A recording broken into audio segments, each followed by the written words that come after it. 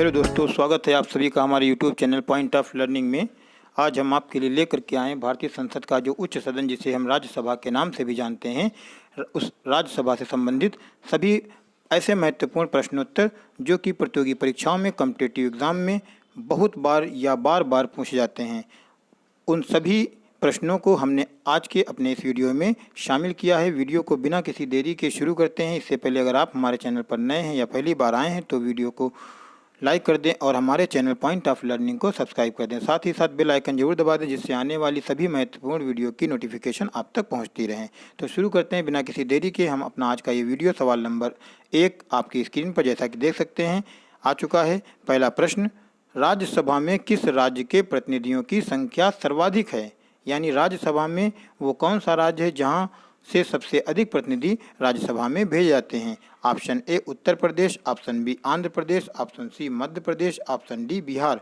तो जो उत्तर प्रदेश राज्य है, यहाँ से राज्यसभा के प्रतिनिधियों की संख्या सबसे अधिक है, यानी कि उत्तर प्रदेश राज्य में सबसे अधिक प्रतिनिधि राज्यसभा में भेजे जाते हैं। और साथ ही साथ एक चीज़ और आपको बताते चलें कि राज्यसभा ही नहीं बल्कि लोकसभा में भी उत्तर प्रदेश राज्य से ही सबसे अधिक जनप्रतिनिधि निर्वाचित होकर यानी कि चुन करके लोकसभा में जाते हैं। यानी कि चाहे लोकसभा हो या राज्यसभा हो, इन दोनों ही सदनों में जिस राज्य से सबसे अधिक प्रतिनिधि संसद में भेजे जाते हैं वह उत्तर प्रदेश है। ऑप्शन ए इसका सही जवाब। अगला सवाल, सवाल नंबर 2, निम्नलिखित में से किस संघ शासित क्षेत्र का राज्यसभा में प्रतिनिधित्व है? दमन, दीव व दादर नागर हवेली, ऑप्शन बी दिल्ली व पुडुचेरी, ऑप्शन सी लक्षद्वीप व चंडीगढ़, ऑप्शन डी इनमें से किसी को नहीं। तो चूंकि जो राज्य होते हैं, राज्यों के लगभग हर राज्य से राज्यसभा में सदस्य जो है सदस्यों के लिए सीटें रखी गई हैं। हर राज्य से राज्यसभा में सदस्य पहुँचते हैं, लेकिन जो संघ शासित क्षेत्र हैं या केंद्र शासित प्रदेश हैं, वहाँ सभी केंद्र शासित प्रदेशों से राज्यसभा में सदस्य प्रतिनिधित्व नहीं करते हैं, बल्कि कुछ ही राज्य हैं जिनमें से दिल्ली व पुडुचेरी ऐसे राज्य हैं, ऐसे संघ शासित क्षेत्र हैं। यानी कि दिल्ली व पुडुचेरी ऐसे केंद्र शासित प्रदेश हैं जो राज्यसभा में अपना प्रतिनिधित्व करते हैं। ऑप्शन बी इसका सही जवाब। सवाल नंबर 3, निम्नलिखित राज्य युग्मों यानी राज्य के जोड़ों में किसे राज्यसभा में समान प्रतिनिधित्व प्राप्त है? यानी वो कौन से राज्य हैं जिनमें एक समान सीटें राज्यों को मिली हुई हैं? महाराष्ट्र तथा तमिलनाडु, आंध्र प्रदेश तथा महाराष्ट्र, मध्य प्रदेश तथा गुजरात और गुजरात तथा राजस्थान। तो गुजरात और मध्य प्रदेश ऐसे राज्य हैं जो राज्यसभा में समान प्रतिनिधित्व करते हैं। यानी कि मध्य प्रदेश तथा गुजरात राज्य का युग्म जो है ऐसा जोड़ा है जो राज्यसभा में अपना समान प्रतिनिधित्व करता है या समान प्रतिनिधित्व इन राज्यों को प्राप्त है। ऑप्शन सी इसका सही जवाब। निम्नलिखित राज्य के युग्मों में किसको राज्यसभा में समान प्रतिनिधित्व मिला है? तो यह सवाल अभी जैसा कि हमने ऊपर देखा तो उससे ही जुड़ा हुआ यह सवाल है, क्योंकि जो ऊपर था मध्य प्रदेश तथा गुजरात, इन दोनों राज्यों में हमारी सीटें जो इनको सीटें मिली हुई हैं, जो प्रतिनिधि यहाँ से जाते हैं वो एक समान है। इसके साथ यह सवाल उससे भिन्न है जो यहाँ पे हमारे जुड़े दिए गए, यानी कि यहाँ पे संख्या बदल सकती है।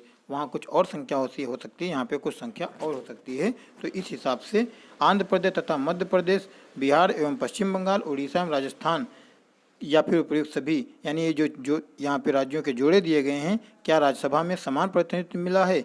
यानी कि जैसा कि हमने ऊपर के प्रश्न में देखा, मध्य प्रदेश और गुजरात से जो प्रतिनिधि जाते हैं वो एक समान हैं, यानी इनकी संख्या सेम है। आंध्र प्रदेश और मध्य प्रदेश की संख्या सेम है, बिहार और पश्चिम बंगाल की संख्या भी सेम है, और उड़ीसा और राजस्थान की जो सदस्य प्रतिनिधि यहाँ से राज्यसभा में जाते हैं ये भी एक समान हैं। तो उपर्युक्त सभी हमारा उत्तर इसका होता है। ऑप्शन डी इसका सही जवाब।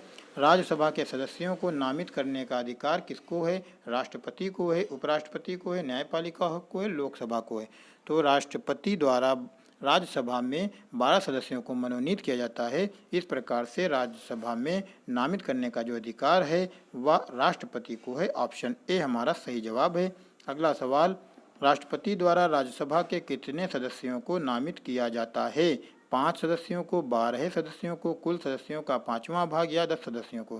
तो जैसा कि अभी हमने ऊपर के प्रश्न में बताया कि राज्यसभा में जो मनोनीत सदस्य होते हैं, जिनको राष्ट्रपति के द्वारा मनोनीत किया जाता है, उनकी जो संख्या है वह 12, यानी राष्ट्रपति 12 सदस्यों को मनोनीत करता है।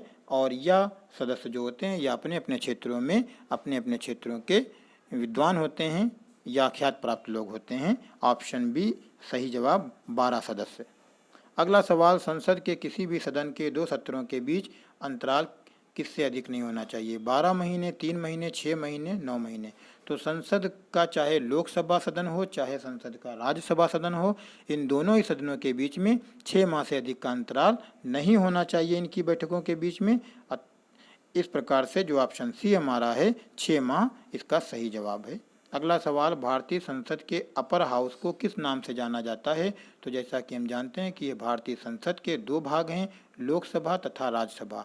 तो जो लोकसभा है इसे लोअर हाउस के नाम से जाना जाता है और जो राज्यसभा है इसे अपर हाउस के नाम से जाना जाता है, यानी कि राज्यसभा को उच्च सदन कहा जाता है और लोकसभा को निम्न सदन भी कहा जाता है। तो इस प्रकार से लोकसभा के अपर हाउस को राज्यसभा के नाम से जाना जाता है। ऑप्शन डी इसका सही जवाब। अगला सवाल, सवाल नंबर 9 आपके सामने, राज्यसभा में सीटों की अधिकतम संख्या कितनी हो सकती है?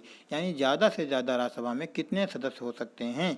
Option A 250, option B 275, option C 300, option D 500। तो जो 250 हमारी संख्या है, या राज्यसभा में किसी सीटों की ऐसी संख्या है कि राज्यसभा में 250 से तक अधिकतम संख्या हो सकती है, यानी 250 तक राज्यसभा के सदस्य हो सकते हैं। ऑप्शन ए इसका सही जवाब। अगला सवाल, राज्यसभा के सभापति की अनुपस्थिति में राज्यसभा का कार्य का संचालन कौन करता है? तो चूंकि लोकसभा का जो संचालन होता है वह लोकसभा के अध्यक्ष के द्वारा किया जाता है, और जो राज्यसभा का संचालन किया जाता है तो राज्यसभा का जो संचालन करता है वह राज्यसभा का सभापति करता है। और जब कभी राज्यसभा का सभापति और राज्यसभा का जो सभापति होता है वो भारत का उपराष्ट्रपति होता है, भारत के उपराष्ट्रपति ही राज्यसभा का सभापति होता है। और जब कभी राज्यसभा का सभापति अनुपस्थित होता है तो उसका जो संचालन किया जाता है वह उपसभापति के द्वारा किया जाता है। यानी जिस तरीके से लोकसभा में लोकसभा अध्यक्ष होता है और लोकसभा उपाध्यक्ष होता है, जब अध्यक्ष नहीं होता है तो उपाध्यक्ष के द्वारा लोकसभा की कार्यवाही संचालित की जाती है, इसी तरीके से राज्यसभा में राज्यसभा का सभापति होता है और साथ ही साथ एक उपसभापति भी होता है। तो जब कभी सभापति अनुपस्थित होता है तो उसकी अनुपस्थिति में राज्यसभा की कार्य संचालन की जो कार्यवाही की जाती है वह उपसभापति के द्वारा की जाती है। ऑप्शन बी इसका सही जवाब। अगला सवाल, सवाल नंबर 11, राज्यसभा के उपसभापति का निर्वाचन कौन करता है? उपराष्ट्रपति, लोकसभा के सदस्य, राज्यसभा के सदस्य या राष्ट्रपति? तो राज्यसभा के उपसभापति का निर्वाचन जो होता है वो राज्यसभा के सदस्यों के द्वारा किया जाता है, जबकि जो राज्यसभा का सभापति होता है वो भारत का उपराष्ट्रपति होता है। ऑप्शन सी इसका सही जवाब। अगला सवाल, राज्य के द्विवार्षिक चुनावों की अधिसूचना कौन जारी करता है? राज्यसभा का सभापति, राष्ट्रपति, प्रधानमंत्री, निर्वाचन आयोग? तो राज्यसभा के जो द्विवार्षिक चुनावों की अधिसूचना होती है यह निर्वाचन आयोग द्वारा जारी की जाती है। यहाँ पे ये कलिंग युद्ध गलत छप गया है, आप याद रखिएगा, निर्वाचन आयोग। क्योंकि जो भारत में जो भी चुनाव प्रक्रिया होती है, जो चुनाव कराए जाते हैं वो निर्वाचन आयोग या चुनाव आयोग द्वारा ही कराए जाते हैं। और जो द्विवर्षीय चुनावों की ये बात यहाँ पे की जा रही है तो इसका मतलब यह है कि जो राज्यसभा संसद का जो सदन राज्यसभा या उच्च सदन है या एक स्थायी सदन है, परमानेंट सदन है, या कभी भी समाप्त नहीं होता है। और इसके जो सदस्यों का चुनाव होता है वो हर 2 वर्ष के बाद होता है, यानी जो 2 वर्ष के बाद कुछ सदस्य इसके नए चुन लिए जाते हैं, यानी 6 साल का इसका कार्यकाल होता है। और जिन सदस्यों का कार्यकाल समाप्त हो जाता है उनकी जगह पर नए सदस्यों का चुनाव होता है। और जो नए सदस्य आते हैं तो इस तरीके से हर 2 साल के बाद नए सदस्यों का चयन होता रहता है और पुराने सदस्य का कार्यकाल समाप्त होता रहता है। तो इसी को कहा गया है कि द्विवार्षिक चुनाव। तो द्विवार्षिक चुनाव की जो सूचना जारी करता है वो निर्वाचन आयोग जारी करता है। ऑप्शन डी हमारा सही जवाब। अगला सवाल, स्वतंत्र भारत में राज्यसभा के प्रथम सभापति कौन थे? तो जो भारत आज़ाद हुआ तो उस समय जो लोकसभा राज्यसभा हमारी थी तो राज्यसभा का जो पहला सभापति था वो कौन था? Doctor S Radhakrishnan, doctor Zakir Hussain, doctor B D Jatti या फिर बलिराम भगत। तो स्वतंत्र भारत में राज्यसभा के जो प्रथम सभापति थे वो डॉक्टर एस राधाकृष्णन थे। ऑप्शन ए इसका सही जवाब। इनका पूरा नाम सर्वपल्ली राधाकृष्णन है। अगला सवाल, राज्यसभा की प्रथम महिला महासचिव कौन थी? नजमा हेपतुल्ला, वी एस रमा देवी, मंजीत वालिया, के गीता। तो राज्यसभा की जो प्रथम महिला महासचिव थीं वो बी एस रमा देवी थीं। ऑप्शन बी इसका सही जवाब। राज्यसभा का सर्वप्रथम गठन कब हुआ? 11 फरवरी 1952, 19 मार्च 1952, 3 मई 1952, 26 जनवरी 1952। तो राज्यसभा का जो सबसे पहला गठन हुआ वो 3 अप्रैल 1952 को हुआ। ऑप्शन सी इसका सही जवाब। राज्यसभा कब भंग की जाती है? 5 वर्ष के बाद, राष्ट्रपति के शासन में, या संकटकालीन स्थिति में, या राज्यसभा कभी भंग नहीं की जाती। तो जैसा कि हमने अभी ऊपर बताया कि राज्यसभा एक स्थायी सदन है, इसको कभी भंग नहीं किया जा सकता है। तो ऑप्शन डी इसका सही जवाब कि राज्यसभा कभी भी भंग नहीं की जाती है। ऑप्शन डी इसका सही जवाब। अगला सवाल, राज्यसभा के सदस्यों का कार्यकाल कितने वर्ष का होता है? 6 वर्ष, 3 वर्ष, 4 वर्ष, 5 वर्ष। तो हम आपको ऊपर बता चुके हैं कि जो राज्यसभा के सदस्यों का कार्यकाल होता है या 6 वर्ष होता है, यानी कि राज्यसभा के सदस्य 6 वर्ष के लिए चुने जाते हैं और इनकी जो न्यूनतम आयु होती है वह 30 वर्ष होती है। और इसी के विपरीत जो लोकसभा हमारा होता है, लोकसभा के सदस्यों का कार्यकाल या लोकसभा का कार्यकाल जो होता है या 5 वर्ष होता है और लोकसभा के सदस्यों की जो न्यूनतम आयु होती है 25 वर्ष होती है। ऑप्शन डी इसका सही जवाब 6 वर्ष। निम्नलिखित में से किसमें राज्यसभा की कोई भूमिका नहीं होती? उपराष्ट्रपति के निर्वाचन में, अध्यक्ष के निर्वाचन में, राष्ट्रपति के महाभियोग में, सर्वोच्च न्यायालय के मुख्य न्यायाधीश को हटाने में। तो राज्यसभा एक स्थायी सदन है और इसकी लगभग बहुत ही भूमिका है कई कार्यों में। तो जो उपराष्ट्रपति का निर्वाचन होता है इसमें भी राज्यसभा के सदस्य भाग लेते हैं। जो राष्ट्रपति का महाभियोग से संबंधित मामला होता है इसमें भी राज्यसभा के सदस्य भाग लेते हैं। और सर्वोच्च न्यायालय के मुख्य न्यायाधीश को हटाने के लिए भी लोकसभा और राज्यसभा दोनों ही सदनों के सदस्य भाग लेते हैं। लेकिन जो अध्यक्ष का निर्वाचन यानी जो लोकसभा का अध्यक्ष चुना जाता है उसमें राज्यसभा के सदस्यों की कोई भूमिका नहीं होती है या राज्यसभा की कोई भूमिका नहीं होती है। ऑप्शन बी इसका सही जवाब, क्योंकि लोकसभा के अध्यक्ष का निर्वाचन लोकसभा के सदस्यों द्वारा किया जाता है। ऑप्शन बी इसका सही जवाब। अगला सवाल, सवाल नंबर 19, राज्यसभा का सभापति कौन होता है? लोकसभा अध्यक्ष होता है, राष्ट्रपति होता है, उपराष्ट्रपति होता है, प्रधानमंत्री होता है। तो ये भी हम आपको ऊपर बता चुके हैं कि राज्यसभा का जो सभापति होता है वो भारत का उपराष्ट्रपति होता है। ऑप्शन सी इसका सही जवाब। सवाल नंबर 20, किस सदन में अध्यक्ष उस सदन का सदस्य नहीं होता? यानी वो कौन सा सदन है जिसमें उसका अध्यक्ष ही उस सदन का सदस्य नहीं होता है? विधानसभा, विधान परिषद, लोकसभा, राज्यसभा। तो राज्यसभा एक ऐसा सदन है, संसद का उच्च सदन, जिसमें उसका जो अध्यक्ष यानी जो सभापति होता है वह उस सदन का सदस्य नहीं होता। यानी राष्ट्रपति जो है उसका सभापतित्व तो करता है लेकिन स्वयं उसका सदस्य नहीं होता है। ऑप्शन डी इसका सही जवाब। अगला सवाल, राज्यसभा के लिए प्रत्येक राज्य के प्रतिनिधियों का निर्वाचन कौन कराता है? विधानसभा के निर्वाचित सदस्य, विधानसभा के सभी सदस्य, विधानमंडल के सभी सदस्य, विधानमंडल के निर्वाचित सदस्य।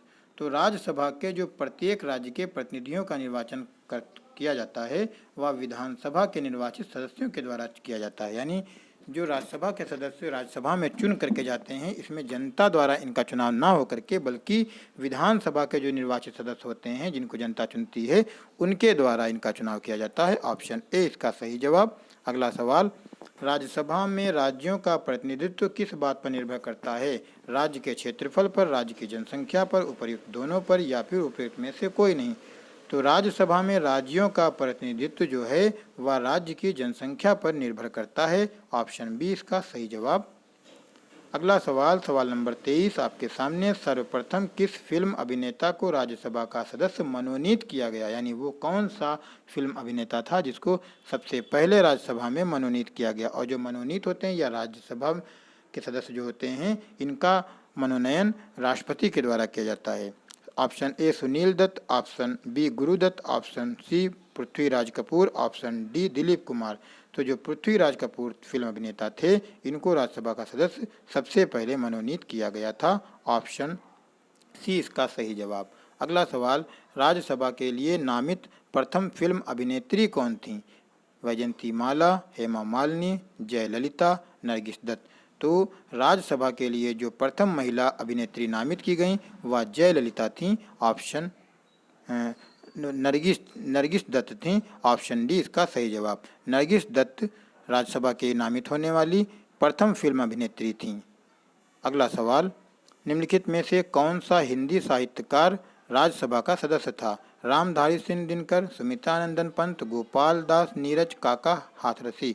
तो रामधारी सिंह दिनकर ऐसे हिंदी साहित्यकार थे जो राज्यसभा के सदस्य बने। ऑप्शन ए इसका सही जवाब। सवाल नंबर 26, राज्यसभा द्वारा लोकसभा को धन विधेयक कितने समय में लौटा दिए जाने चाहिए? यानी धन विधेयक सबसे पहले लोकसभा में प्रस्तुत किया जाता है, उसके बाद में राज्यसभा में भेजा जाता है और राज्यसभा के पास एक टाइम या समय सीमा है जिसके अंतर्गत इसे लोकसभा को वापस करना ही होता है। इससे ज़्यादा अधिक समय तक राज्यसभा धन विधेयक को अपने पास नहीं रोक सकती। तो वो समय सीमा क्या है? 3 महीने तक, 14 दिनों तक, 6 महीने तक या 1 महीने तक? तो राज्यसभा 14 दिन से अधिक समय तक धन विधेयक को अपने पास नहीं रोक सकती है। 14 दिन के बाद राज्यसभा लोकसभा को धन विधेयक वापस लौटा देती है। ऑप्शन बी इसका सही जवाब। अगला सवाल, राज्यसभा के लिए राष्ट्रपति द्वारा कितने सदस्य नामित किए जाते हैं?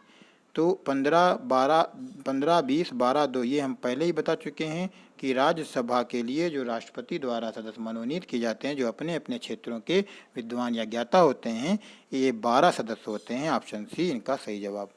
अगला सवाल, राज्यसभा के सदस्यों का निर्वाचन होता है, यानी राज्यसभा के सदस्यों का निर्वाचन किस तरीके से होता है? सीधे जनता द्वारा या लोकसभा के सदस्यों द्वारा या लोकसभा तथा राज्य विधान सभाओं के सदस्यों द्वारा या राज्य की विधानसभा के निर्वाचित सदस्यों द्वारा? तो जो राज्यसभा के सदस्यों का निर्वाचन होता है वो राज्य की विधानसभाओं के निर्वाचित सदस्यों के द्वारा होता है। ऑप्शन डी इसका सही जवाब। सवाल नंबर 29, निम्नलिखित में से किसके संबंध में राज्यसभा को लोकसभा के अपेक्षाकृत अधिक अधिकार प्राप्त हैं? यानी इनमें से कौन सा ऐसा उपबंध है जिसमें राज्यसभा को लोकसभा की तुलना में अधिक अधिकार प्राप्त हैं? ऑप्शन ए, नई अखिल भारतीय सेवाओं का गठन करना, संविधान में संशोधन करना, धन विधेयक, धनेतर विधेयक। तो जो नई अखिल भारतीय सेवाओं का गठन करना है, इसमें राज्यसभा को लोकसभा से अधिक अधिकार प्राप्त हैं। ऑप्शन ए इसका सही जवाब। अगला सवाल, सवाल नंबर 30 आपके सामने, राज्यसभा की प्रथम बैठक कब हुई? 22 अप्रैल 1952, 13 मई 1952, 13 अप्रैल 1952 या 7 अप्रैल 1952। तो राज्यसभा की प्रथम बैठक 13 मई 1952 को हुई और लोकसभा की भी प्रथम बैठक 13 मई 1952 को हुई थी। ऑप्शन डी इसका सही जवाब। दोस्तों, इस तरीके से आज के हमने अपने इस वीडियो में राज्यसभा जो भारतीय संसद का उच्च सदन है, जिसे अपर हाउस भी कहा जाता है, इससे संबंधित उन सभी महत्वपूर्ण प्रश्नों को हमने अपने इस वीडियो में संकलित किया, शामिल किया, जो कि प्रतियोगी परीक्षाओं में बहुत ज़्यादा पूछे जाते हैं। वीडियो आपको कैसी लगी हमें कमेंट बॉक्स में बताएं और अगर चैनल को आपने अभी तक सब्सक्राइब नहीं किया तो सब्सक्राइब कर लें। मिलते हैं नए वीडियो के साथ, कुछ नई जानकारियों के साथ। तब तक के लिए बने रहें आप हमारे साथ और देखते रहें पॉइंट ऑफ लर्निंग।